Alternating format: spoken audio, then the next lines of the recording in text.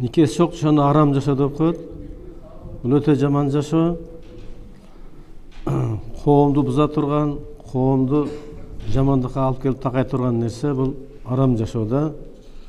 Ошон үчүн мусулманчылыктын эң бир артыкчылыгы үй бүлө таза болот, нике менен адалданат да. Никесиз жашоо арам болот. Муну бардыгыбыз билебиз. Ошон үчүн никелеп алуу адал жол менен никелеп алгыла дейт да. Эгерде ажырашсаңар дагы адилеттүүлүк менен ажырашкыла дейт. Демек, адилетсиздикке жол бербегиле дейт да.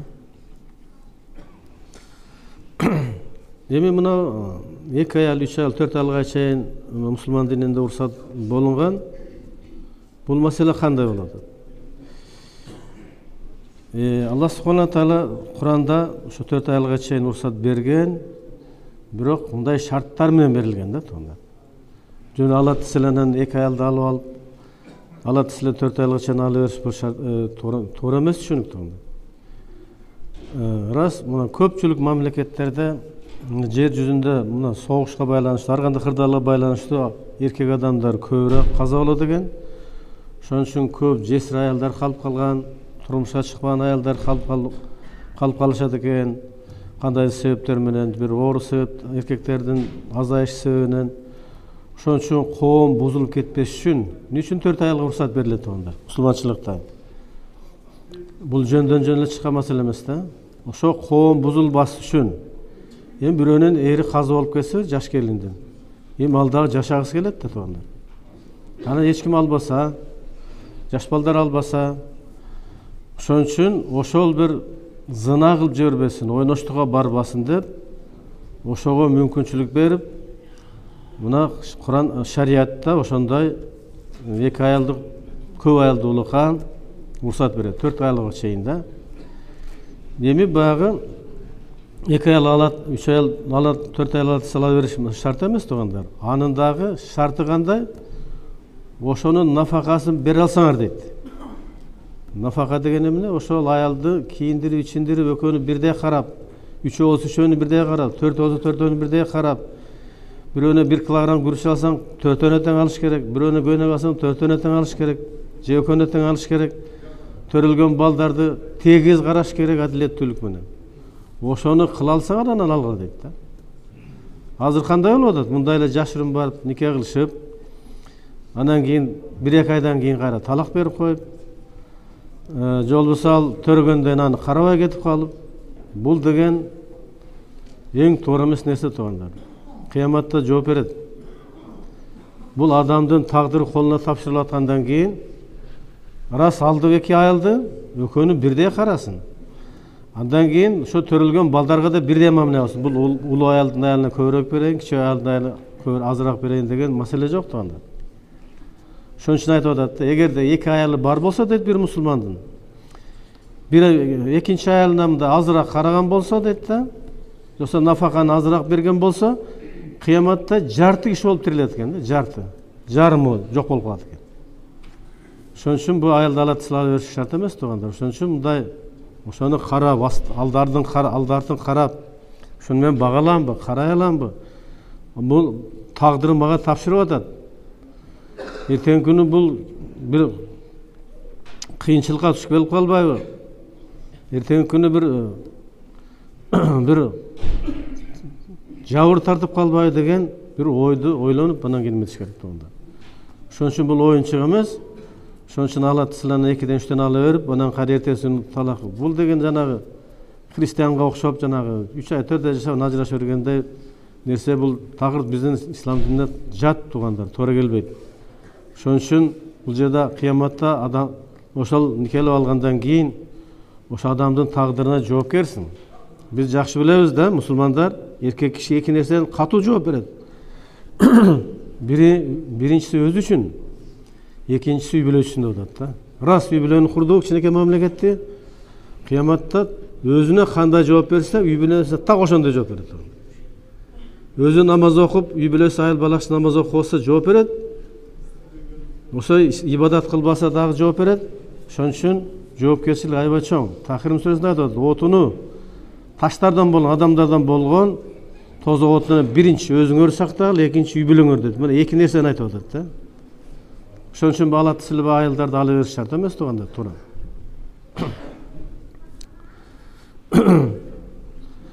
Андан кийин махыр деген түшүнүк бар да туугандар. Махыр деген. Бул махыр деген эмне деген сөз? Ошо аялдын нафакасы, ошол никелегенде бере турган нерсеси, аялды ыраазы кыла турган калың деп айтабыз да. Эми мына ислам өлкөлөрүндө өтө чоң махыр коюлат туугандар. Ошон үчүн эми биздин өлкөдө баягы жаңыдан түшүнүк болгон үчүн азырактан кичинекей эң төмөнкү чегин коет, махры мисли деп да, 10 дирхам деп, жанагы 6000 тегерегинде. Бирок негизинен махры коюлуш максаты эмне? Кокустан бир себеп, кандайдыр себеп болуп ажырашып кете турган болсо, ошол аялды үй болуш керек. Үй менен камсыз кылыш керек да. Ал кеткенде энде жашаш керек, талаада калып калды. Ошол ажырашып кете турган болсо, кандайдыр убакытка чейин ошол жеп иче турган тамагына каражат болуш керек. Ошону айтат махр дейт да. Ошонусун бербей туруп талак берип кетсе кандай болуп калат аны? Кыяматта жооп берет ал. Бул мал эмес да, койду таштап койгондой. Ошон үчүн махрды тезирээк бергиле деп айтылат. Эми биз азырынча эми баягы элге мындай жаңыдан түшүнүк болгон үчүн, жана биздин мындай акыбал ушундай болгон үчүн жана махры мислиден кичинекейин коюп атабыз. Эми өздөрү деле кыздар ошо кичинекейин айтып атат. Бирок негизи махр ошондой деңгээлде болуш керек. Бул астына ала мынча айтканда кепилдик кылуу, ошол аял киши талаада үйсүз калып калбаш үчүн, кийим кечесиз, тамагысыз калып калбаш үчүн ошол жетерлик ошол махрды бериш буйрулган да. Ошон үчүн махр коюлат, ченелет. Эми эркек үй бүлөнүн башчысы деп атат. Үй бүлө башчы болгондо үй бүлөнү башкарат, тейлейт. Бул берилген нафака деген ошо, берилген нафакасы деген ошо да. Үй бүлөнү кийиндириш, ичиндириш, тарбиялаш, коргош, муктаждарын канааттандырыш, башкарыш, жана дин дил билимин бериш, бардык милдет эркек кишинин мойнуна жүктөлөт. Ошон үчүн кыяматта суракта ошо өзү үчүн үй бүлө үчүн сурак берген билгенден кийин сөзсүз түрдө эркек кожоюндар биз эң биринчи ошо үй бүлөнүн милдети, жоопкерчилиги жүктөлгөндөн кийин мен кандай кылып ошондон кутулам, кандай кылып милдетимди аткарам деген суроону коюш керек да туугандар. Ошон үчүн мынау дин илимин үйрөтүш дагы, ошол аялын намазга жыгыш, дааратты үйрөнүш, намаздарды үйрөтүш, жана башка нерселер, керектүү ибадаттарын, тартиптерин үйрөтүш эркек кишинин мойнуна жүктөлүп калат. Андан кийин кыяматта сурак берилет экен да. Өзү намаз окуп алса, орозо тутуп, ибадат кылбаса, аялы бала чакасы ибадат кылбай калса, намаз окубаса, орозо тутпаса, ибадат жок болсо, барды этегинен жармашып тартып алат дейт. Сен бешке кирбейсиң деп. Себеби биздин башчы болгонсуң, сен жооп бересиң дейт экен. Чындыгында ошондой экен да. Кыяматта ошо үй бүлөдөн жоопкер экенбиз. Ошон үчүн ушул үй бүлөнү башкарганда адилет башкарыла дейт. Эми азыр башкарат силанан кийин мен эркекмин деп, мен кожоюмун деп туруп каалаганда башкара бериште туура эмес туугандар. Мына ажырашуунун көп себептери ушундан болот. Кээ бирлер ажырашат, мен аялым намаз окуйт, мен талак кылдым деп. Кайсы жерге жазып коюптур, аялым намаз окуса талак берүү деп. Ал сен өзүңүн жакшы адеп аклагың менен, жакшынакай сөздөрүң менен, жакшынакай дааватың менен аны исламга чакырасың. Эгер исламга келбесе дагы сен аны менен жашашың керек. Намаз окубаса талак бер деген шариатта жок туугандар. Балким убагынча окубай турат. Балким кийин сенин өзүңүн адеп аклагыңды карап, сенин жакшы жүрүш турушуңду карап, жакшы сөздүң мамилеңди карап ээрчип кетиши мүмкүн туугандар. Ошон үчүн баягы намаз окусула талак берем деген нерсе жакшы эмес туугандар. Андан кийин өзүнө эле кызычылык жүктөй берсе болбойт. Бу жерде адилет башкаруу деген ушундай түшүнүш керек да. Өзүң барсың, сен укугуң бар үй бүлө да. Кичинекей мамлекет болот атпайбы? Анан аялың бар, анда укугу бар да. Балдар төрөлөт, алардын укугу болот, кыздар төрөлөт, алардын укуктары болот. Мусулмандар дейт, ошону карап башкарат. Ошолордун укугун карап башкарса, жанагы тирелүүшү келип чыкпайт экен да тууган. Жанагы тирелүүшү, уруш талаш ошондо токтойт экен. Эгерде кандайдыр үй бүлөдө маселе чыгып аткан болсо, мусулмандар өзүнүн катасын таап алат дейт. Мен кандай башкарып атам үй бүлөнү? Адилет башкарып атам, мунун укугун дагы сыйладымбы, карадымбы? Же жалаң өзүм эле эмемди жүктөп атамбы? Деп өзүнүн катасын таап алат болду. Мен эле ашыкча кетип калыптырмын. Бу ашыкча эле жүктү бериптирмин. Ашыкча эле мына нотацияны окуп жибериптирмин. Жок, болбой деген деп катасын табыш керек дейт. Мына башкаруу деген адилет болсо, үй бүлөдө эч кандай маселе чыкпайт.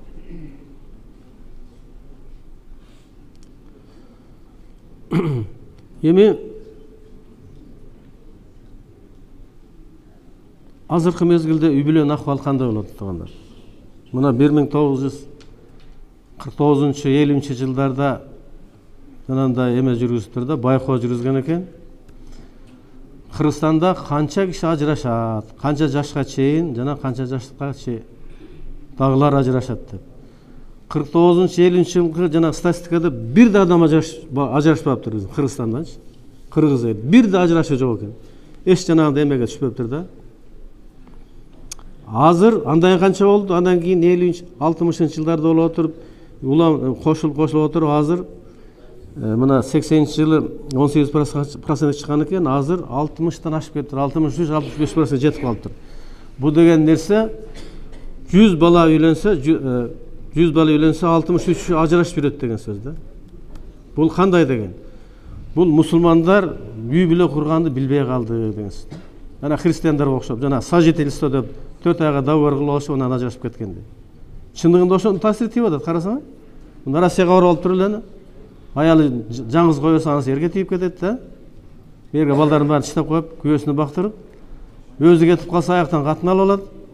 Анан ошондон үй бүлөнүн баары бузулуп атат анда. Ошон үчүн мына үй бүлө эркек киши мына үй бүлөнү эгерде бир жака иштеп кеткен болсо, эгерде колуктусун жаңыдан мындай никебай алган болсо, жанынан ажыратпаш керек туугандар. Эч качан жанынан ажыратпаш керек. Мына кесепеттин баары жана 65% ажырашкан ошондон чыгып атат да. Экөө эки жакта болот. Анан калган түшүнүктүү нерсе да. Ал дагы жашагысы келет, тиги да жашагысы келет. Эмба көртөргүлүк деп анан кийин мына эң чоң мамлекет талкалап, анан кийин ушул кандай деген жамандыктар болот туугандар. Өзү үй бүлөдө береке бар да туугандар. Үй бүлөдө береке бар. Эне үйдүн куту деп коет го. Ошон үчүн ошол үй бүлөнү талкалап жана ажырашып, бириндетип таратып берсе, каяктагы береке болот туугандар. Ошон үчүн эң биринчи кезекте ошо жоопкерчиликти мен үй бүлөнүн башчысы экенмин, үй бүлөгө мен кыяматта жооп берет экенмин деп туруп, биринчи үй бүлөнүн акыбалын ойлош керек. Ошо мен бир жака иштеп кеткенде ошол ажырашып кетпейбизби? Мен бир жака иштеп кеткенде ошо үй бүлөдөн бир маселе чыгып калбайбы? Деген бир этияттык керек да туугандар. Этияттык керек. Болтурда эле кетип калса кандай болот анан? Мына бечара ата-эне бойго жеткен деген балдарын үйлөп коюп атат, кой бойго жетти. Бойго жеткен кыздарын берип коюп атат. Дүңгүрөтүп тойду берет. 500 миң, 600 миңге да баарын анан кийин 3-4 айдан кийин ажырашып жүрөт анысы. Карачы мына тойду бергенибизде жана эле ошолор түбөлүк мындай ынтымак жашап калса экен, ошо элдин батасын алса экен деген ниеттеби же тойдумда аябай сонун бериптир. Баланча түкөнчө кылып, тигиндей кылыптыр, мынанда кортежге мына чоң машина чакырыптыр, анан кийин тигини коюптур, муну коюптур деп макташ үчүн туугандар. Тойдун максатын да билишибиз керек туугандар. Биздин ата-бабалар ошондой кылып той берчү эле. Үйгө баш кирди, элдин батасын алып, бата үчүн да, элдин дуасын алалы деп той берет туугандар. Анан кийин жанагындай алып туруп, ар кандай эмелердин баарын, каяктан нерселердин баарын бир эл деген эл экен, бири-бирин көрүп канча деген карыз алып, кредит алып той берип атат да.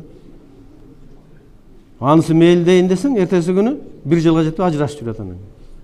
Карачы, кандай деген бир жаман нерсе болуп атат туугандар. Ошон үчүн мына бул үй бүлөгө өтө этияттык мамиле кылыш керек туугандар. Анан мына талак маселеси. Азыркы кийинки мезгилде талак бергендер көбөйүп кетти. Келишет да,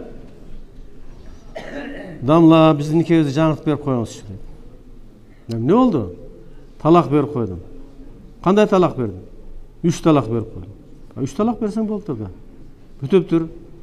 3 талак бергенден кийин Бул сенин аялың эмес болуп калыптыр. Жашасаң арам жашоо, бала төрөсөң арам бала жашоо. Эмне үчүн ушундай кыласың? Билбей берип алды. Сен билбей бересиңби, билип бересиң, тамашалап бересиң, мас болуп бересиң, нашаша бер талак түшүп калат анда. Бул 3 талак деген бидди талак деп атат, өтө күнөкөр талак. 3 талак берилбей тургандар. 3 талак сен 3 да берген бул тагыр туура эмес. Бул артка кайтпай турган талак. Эгерде талак ошондой эле берген келсе, жөн эле талак деп койсо, бүттү ошо бир талак менен нике жок болуп кетет турганда. Бирок мунун кайра жакшы жери, кайра жашайбыз деп табышып калса, ач суу менен бере алган болсо, кайра жарашып кетсе нике ордуна туруп калат турганда. Аны 3 жок эле жөн эле талак деп койсо жетишип болот эле. Эмне үчүн 3тү берет? Анан кийин бул ражи талак деп коет, жеңил талак, жакшы. Хасан талак, жакшы талак деп коет. Өз талак жакшы эмес, бирок талак маселесине келгенде да. Экинчиси байын талак, оор талак деп коет. Бул эки талак, эки жолу айтып койсо, бир талак берип жарашпай туруп экинчисин айтып койгон болсо, бул байын талак болуп калат дагы. Кайра жарашканга жол бар, бирок никесин кайра жаңыртат тугун. А 3кө жол жок да. Мына Азирети Умар билесиңер да, Амирул Муъминун, муъминдердин падышасы, пайгамбарыбыздан кийинки эң күчтүү халиф, канча деген мамлекетти караткан, динге алып келген, өтө адилеттүүлүк менен падышачылык кылган Азирети Умар, силер талакты оюнчук кылбаңар деп туруп, фатва чыгарып койгон туганда. 3 талакка кайтаруу жок артка деген да. Мына биздин ханафи тартипте 3 талакка кайтарып жок артка. Ошон үчүн бул талакты да өзү талак деген бул Аллах Тааланын эң жаман көргөн сөзү экен да. Талак демеш ажырашуу деген сөз да. Аллах Тааланын эң жек көргөн сөзү талак сөзү. Бул шайтандын куралы дейт. Эгерде сен ошондо талак урушуп атканда, кыжылдашып атканда талак эсиңе келсе дейт, сен аны эч качан токтолбой, шарт эле тилиңде автомат түрдө айтып жиберет дейт. Ошон үчүн талакты эстеп да коюш керек эмес да туугандар. Бул шайтандын куралы экен да. Сен шайтанды ойлома, талак деген сөздү ойлонуп калдыңбы, шарт тилиңде чыгарып бер, аны өзүң да билбей каласың. Ошон үчүн эми аял киши менен урушташ болот да туугандар, казанай кагышат деп. Ошон үчүн мына ошо андан көрөкчө мында андан башка эле эмелер бар да, способтор мындай. Анча-мынча уруп койсоң болот, бирок кайра кечирим сурап койсоң болот. Кичине анча-мынча мына бети башын жарбай. Анан сөз талак бериш керек. Кээ бир келиндер бар экен, кичине кыжылдасалар, талагың бербесин, талагың сурап берди. Мунусун анысы берип таштайт экен. Бул талак оюнчук эмес туугандар. Мына эми биз нике кыйганда эле ошо шарттарын толуктура айтабыз, аракет кылабыз да. Талак айтпаш керек. Мына эркек кишинин милдети мындай болот, айыл кишинин мындай болот, балдарына табыз, ата-эне мындай болот, бардын кулактарына коебуз. Аларды маани бербейт, анан ошо талакка маани берип алат экен да. Ошон үчүн бул талак оюнчук эмес туугандар. Бул кийин кыяматта жана 3 талак бергендер кыяматта катуу жооп берет туугандар. Бидди талак. Бул өзү күнөкөр талак да, бидият деп атат. Бидди дейт. Ошон үчүн талакты 3 жолу Аллах Таала 3 талакты Куранда айтылган, бирок аны 3өөнү берип койсун деп айткан эмес да. Биринчи ушунчалык чыдабай барасаң, талакты берип, бир талак деп анан ойлонуп тур деген сөз да. Мен талак берип койдум, эмне болду? Эртең ажырашып кеттим. Биякта бала чака бар экен, кой ойлонайын, кой. Жарашайын. Жарашып кетти, жакшы. Мейли бир талак берди, жарашпай калды, ачуусундагы эле тарабай атат. Болуп турда бирде 3-4 күндөн өткөндөн же 5-6 күн өткөндөн да экинчисин берип көрдү. Экинчисин бергенден, мен акыркы чекке жетип калдым. Жардын кырына барып туруп калдым. Мына жака күбө түшүп кетем да үчүнчүсүн берсем. 2 талак бердим, болду, эмден ары жол жок. Мен дагы ойлоноюнчу. Эмне болот? Эртең балдарым тагдыры кандай болот? Буяк кандай болот? Ачуу менен берсем кандай болот деп, баягы ачуу тарагыча ошентип мындай бирден берип, мындай ойлонсун, ортосунда ой жүгүрсүн деген нерсе менен, талап менен ошондой 3 талак деп аталган туугандар. Аны үчөөнү бир берибиз деген бул такыр нерсе, жок, туура эмес нерсе. Ошон үчүн мына талак деген маселеге келгенде бул оюнчук эмес, балдар. Өзгөчө кийинки мезгилде жаш балдардан чыгып атат. Эми карагыла, бирөөнүн 4 баласы бар экен, бирөөнүн 3 баласы бар, бирөөнүн 2 баласы бар экен, бирөөнүн 1 баласы. Ушундай эле келип атат. Эмне болду эми? 4 бала кандай болуп калды? Эми кайра ошо 3 талакты берген болсо, эми анын аял эмес болуп калды, бирок кайра жарашабызда кандай шарты бар? Ал башка эрге барып тийиш керек. Аны менен жашаш керек. Күнбү, жумабы, айбы, жылбы жашаш керек. Кайра андан талак сураш керек. Ал качан берет? Дагы маселеде. Ал талак бергенден кийин кайра 3 ай иддага отуруш керек. Эмне үчүн идда? Идда деген ошол тигинден боюнда келүү жок, бала бар жок билиниш керек. 3 хайыз деп коет, эми 3 ай деп айтып атабыз. Анан кийин анан кайра келип мурунку жерине тийсе болот. Мына ошондой десек, ошондон бери ери жок жүргөн жашында ыйлагыма чыгып кетир келин, 3 баласы бар экен. Мынакей карашы, бир сөздү айтам деп туруп, кичинекей мамлекет талып. Эми ошондуп кийин эмне болду анан кийин? Анан ошол аялына талак берип коюп, кийинки аялы менен сонун чыгат деп ойлоп атабы? Негизи биз инсанбыз туугандар. Инсан деген кемчиликтүү, катаны көп кетиребиз деген сөз да тууган. Биз өткөн жумада да бир айтканбыз, аял киши адам атанын кабыргасынан жаралган, кабырга деген ири бөлүгү баш жагында тилинде болот. Түзөйм десең сынып калат, карсы түзөбөсөң ири болуп жүрөт. Кандай кылыш керек? Муну кылып жаса алат. Ошон үчүн мусулманчылыктын эң жакшы бир каражаты бар, ошо үй бүлөнү кармап туруш. Бул кечиримдүүлүк деген сөз турганда. Азирети Умардын тушунда пайгамбарыбыздын аялдары да керек болсо эми аял деген аялда тил бар да. Мына Айша энебиз дагы, мына Хадиша энебиз жөнүндө айтканда чычалап кетчи да. Кээде бул ичине таарынып сүйлөбөй да койчу экен. Кээ бир аялдар пайгамбарыбызда каяш айтып, бирок сөз сүйлөсө ага жооп бербей кечке чейин таарынып жүргөндөр убактар болгон. Бул аял деген киши аял да. Анан Азирети Умардын тушунда бир сахаба аял ушунчалык тили жаман экен. Эмне кылсам, бала чагам көп, талак берүүсем, балдардын тагдыры кандай? Эми сахабалар кандай эме болгон, чыдампай сабырдуу болушкан да. Ушу Азирети Умардан барып бир кеңеш сурайынчы, ушу аялды эмне кылсам болот, жадап бүттүм деп. Бараса, хоросунун жанына барса бир аябай чаңкылдаган үн чыгып атат экен да. Ошондой зар тил. Мында караса Азирети Умардын аял экен да. Бу аялды көрөт дагы, ушу Амирул Муъминин, Умардын айалы ошондой болсо анда мен жөн эле кетип калайынчы сурабай деп кетип калган экен да. Демек, сабырдуулук деген нерсе бар туугандар. Сабырдын түбү сары алтын дейбиз.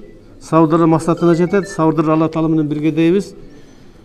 Бирок ошо сабырдуулуктун эң даражасы бийиги, эң күчтүү сабырдуулук кайсы дегенде, аялдардын ызасына чыдаган эркек дейт да. Карачы, аялдардын ызасына чыдаган эркек эң күчтүү сабырдуу дейт. Эми күнүгө эле аял менен жашайсың. Кээде күнүгө казана кагышып кетет, туурабы? Анан кийин мунун тили жаман экен деп талак берсе кандай болот? Эртең күнү балким андан аял болсо андан да жаман тилүүсүн жолугуп кандай болуп калат. Ошон үчүн сабырдуулук кылыш керек. Муназа деген ушул болот туугандар. Кемчиликти адам өзү жасап албайт. Эгерде ошондой тил, ушундай зар тилдүү болсо, бир кандайдыр кемчиликтер болгон болсо, аны өзү жаратып алган, жасап алган эмес. Бул Аллах Тааладан келген. Кулк мүнөз, адамдын кулк мүнөз Аллах Таала жаратат туугандар. Аны эч ким оңдой албайт. Эч ким, бир дагы эч ким оңдой албайт. Аны бир гана Аллах Таала оңдойт туугандар. Ал эми ислам тарбиясы, ислам дини эмне кылат? Ошолорду мындай тосуп турат. Өтпө, бияк туура эмес, бияктан жыгылып кетесиң, бияктан кулап кетесиң. Мына ислам тарбиясы. Ислам тарбиясы ошол адамдын кемчилигин оңдой албайт экен да. Аны гана мындай тарбиялап тосуп турат. Өтпөң, болбойт, арам деп турат. Ошон үчүн ислам дини керек туугандар. Ошон үчүн ислам тарбиясы керек. Ошон үчүн мына биз мусулмандар, эркек кишилер үй бүлөнүн башчысыбыз. Үй бүлөнүн башчысы болгондон кийин эң абалы үй бүлөм бекем болсун десек, үй бүлө ызат сыйлуу болсун десек, ошо бири-бирибизге ызат сый көрсөтөлү десек, эң биринчи өзүбүз ислам тарбиясын алалы туугандар, колдон келиши ислам динин үйрөнөлү, анан ошону аялыбызга биринчи, анан балдарыбызга үйрөтөлү туугандар. Качан ошол үй бүлөдө ислам дини өкүм сүргөндө ушундай араздашуу жок болот. Эми анда да болот, бирок тез ордуна келип калат туугандар, анча-мынча. Такыр болбойт деп айта албайбыз. Себеби адам инсанбыз, ката кетиребиз. Канчалык даражага жетсек дагы. Бирок мусулмандар эртеңкисин ойлонот, талак эмне экенин билет, аялы да билет, өзү да билет. Анан үй бүлөнүн тагдыры эмне экенин билет, кыямат сура кандай экенин билет. Кайра тез калыбына келип калат. Ал эми ислам тарбиясы жок болсо, ислам дини өкүм сүрбөсө эмне болот ал жерде? Мындай болот көрүнгөндөр туугандар. Талак берип жүрө берет, көрүнгөндү алып жүрө берет. Кыяматта эмне болот анан кийин өзү? Анан өзү бу дүйнөдөгү азабын тартат туугандар. адамдын тагдыры, балдарды мынакей 4-5 баланы жетим калтырып таштап кетиш кандай нерсе? Ошол балдар атанын мээрими менен өсүш керек. Аталык мээримден ажыратып коюп атат да туугандар. Аталык мээримден ажыратып кыяматта сурак болот туугандар. Ошон үчүн мына талак маселесине, аялдар менен болгон маселеге мына өтө этияттык менен, кылдаттык менен карашыбыз керек. Эми убакыт өтө аз экен, бул өтө чоң тема. Биздин эркектердин милдети, өзүбүздү дайым милдетибизди билели, урматтуу агайын туугандар. Ошо үй бүлө өтө чоң жоопкерчилик экенин билели туугандар. Өзүбүз менен кандай жоопкерчилик өзүбүздө болсо, үй бүлөдө ошондо бизге тагылган да мындай. Кадалып калган бизге. Ошону дайым эстен чыгарбайлы. Мүмкүн болушунча мына ислам динин жакшы үйрөнүп, өзгөчө мына үй бүлө маселесине көбүрөөк көңүл үйрөнөлү деген силерге мындай сунуш беремин. Мына ислам үй бүлөсү, аялдын орду, эркектин милдети, балдар тарбиясы, ата эне болом мамиле деген темалар бар. Бирок ошолор мындай жеңил жалпак тилге салынган немелер бар туугандар. Өзгөчө үй бүлө маселесин көбүрөөк билишибиз керек, көбүрөөк сурашыбыз керек. Себеби биз үй бүлө менен дайыма жашайбыз, дайыма биргебиз. Анан үй бүлө өтө андай болбосо опурталдуу туугандар жамандыкка барып калышы мүмкүн. Алхамдулилlah. Жараткан Аллах бүгүнкү өзүңдүн улуу күнүңдө алыс жакындан кадам шилтеп басып келген өзүңдүн пенделериңдин жумадан жумага чейинки таат ибадаттарын, дуаларын, шүгүрлөрүн, зикирлерин, истигфарларын даргөйүндө кабыл жараткан Аллахым. Жумадан жумага чейинки кетирген кемчиликтерибизди, күнөөлөрүбүздү кечир. Ибадаттан кеткен кемчиликтерибизди, намаз, орозалардан кетирген кемчиликтерибизди кечир жараткан Аллахым. Ошондой эле кылган мамилелерибизден, башка нафил ибадаттардан кетирген кемчиликтерибизди кечир жараткан Аллахым. Ошондой эле үй бүлөбүзгө кылып койгон каталарыбызды, күнөөлөрүбүздү кечир жараткан Аллахым. Кошуналарга кылган, эл журтка, башка жолдошторго кылган каталарыбызды, кемчиликтерибизди кечир жараткан Аллахым, күнөөлөрүбүздү кечир. Кимде ким ушу бүгүн ушу bir кетирген каталарым үчүн бир тоба кылайын, ушу кемчилик күнөөлөрүм үчүн бир тоба кылайын, ушу күнөөдөн арылайын деп ниет кылып келген болсом, пенделердин дуасын кабыл, тобасын кабыл жараткан, күнөөсүн таза, күнөөдөн таза кыл жараткан Аллахым. Кимде ким ушул оору себебинен ушу дене Кудай ушу жумада келип бир дуа кылайынчы, ушу дуанын себебинен ушу оорума бир шифа болсун деп ниет кылып келгендерге оорусуна шифа бер жараткан Аллахым. Кимде ким үйүндө ата энеси бир туугандары ооруп же талаада кыйналып жүргөн болсо, аларга дуа кылган болсо, алардын да шифасын бер жараткан Аллахым. Ошондой эле кимде ким алыс жакында балдарыбыз ырыскы издеп, балдар кыздарыбыз алыста жакта жүрөт. Кудай таала ошолордун дагы денine ден соолук, иштерине ийгилик берип, аларды аман эсен кылган, жана тапкан ырыскысына береке бер жараткан Аллахым. Ошондой эле кимде ким бири-бири менен кичине араздашып, кичине тилдешип алган болсо, таарынышып калган болсо, кой, мусулман жүрөгүнө касат эме сактабайт экен, кек сактабайт экен. Ошо тез 3 күнгө чейин жарашыш керек экен деп ниет кылып келген болсо, ортолоруна мейир райым салып бири-бирине бир тууган момундардан кыл жараткан Аллахым. Ошондой эле мамлекетибиз тынч болуп, оңолуп, түзөлүп, ушул өркүндө өсүп алдыга жылып кетишин насип этип жараткан Аллахым. Ушу эки жакта талаада ушу балдарыбыз кыйналып жүргөн балдарыбыз артына кайрып келип, ушул жерден иш орун таап, ушул жерден өнүгүп, ушул жерден өсүп, астыга жылып бир жаркыраган бир өнүккөн мамлекетке айланып кетишин насип эткин. Ошондой эле динибиз дагы таза болуп, бөлүнбөй, жарылбай, бир нукта, бир ханафи тартипте мына дин башчыбыз жана дин мамлекет башчыбыз тандап берген бизге сунуш кылган, расмий түрдө сунуш кылган ханафи тартипте өнүккөндө өсүп, бөлүнбөй, жарылбай, өнүгүп кетишин Аллам насип эткин. Ошондой эле дайыма бүгүн дагы кимде ким башка кандай дуаларды кылып келген болсо да дуаларыбыз кабыл болсун. Аллахумма насаллука аль-жаннат ва а'удhu бика минан нар. Бирахматика я архамар рахим. Аллаху акбар.